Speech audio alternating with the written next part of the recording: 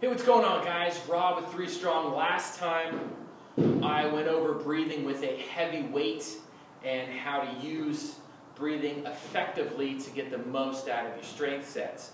Now I want to talk about endurance breathing. Like I said in the last video, on one end of the spectrum you have strength, you have sets that are going to be heavier, shorter. You really need to create as much pressure as possible to protect your spine and produce as much force as possible.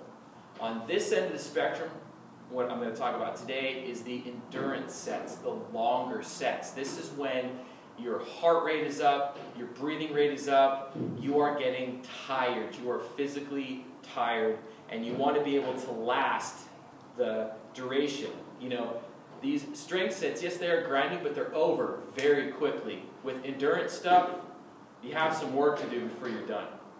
And so we need to stay as relaxed and have the breathing as consistent as possible.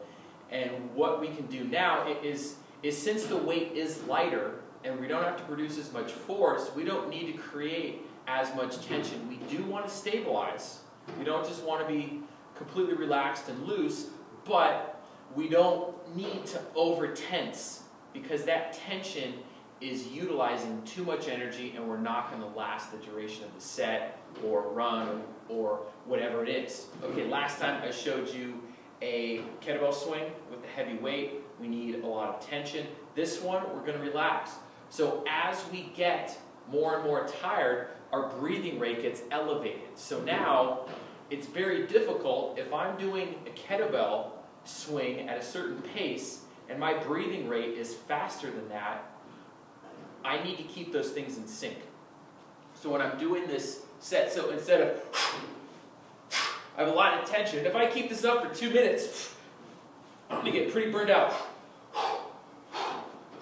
I can change. So I'm not producing as much power, but my breathing rate, notice how it's, I have that extra breath at the bottom. When before with that extra heavy weight, that heavy weight might pull me down, but with this weight, I can easily handle breathing and stabilizing at the same time. If I'm, so with that, as my breathing rate gets up, I time it with the movement. You can even do that, say, with burpees. If you're doing burpees, what I like to do, instead of just, oh my God, burpees suck, and I can't breathe, and I need to do these movements, time it.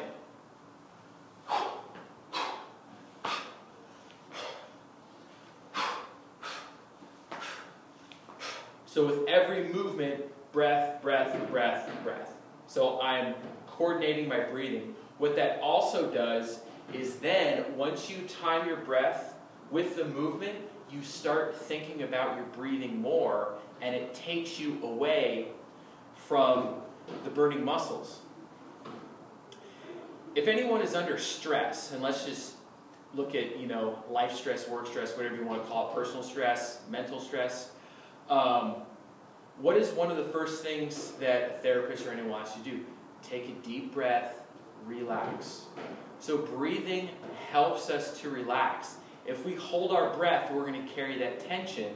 So if we do that to calm ourselves down, why would, in a mentally stressful situation, why don't we do that in a physically stressful situation, such as a workout? So if you're on a run, calming down your breathing, focusing on your breath, you're going to get the oxygen you need, as well as relax the muscles so they don't get tired out sooner. If I'm, say, doing longer sets of overhead press or something,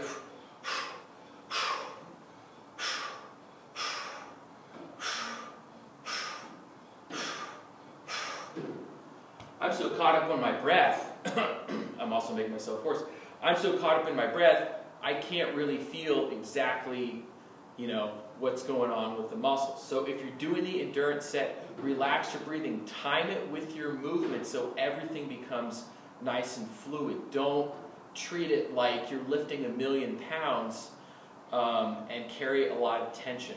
Relax when you're doing the endurance sets. Focus on your breath. when you are doing your strength sets, focus on creating that tension so you can stay as rigid and as strong as possible under that weight. All right, guys? Start breathing. Namaste.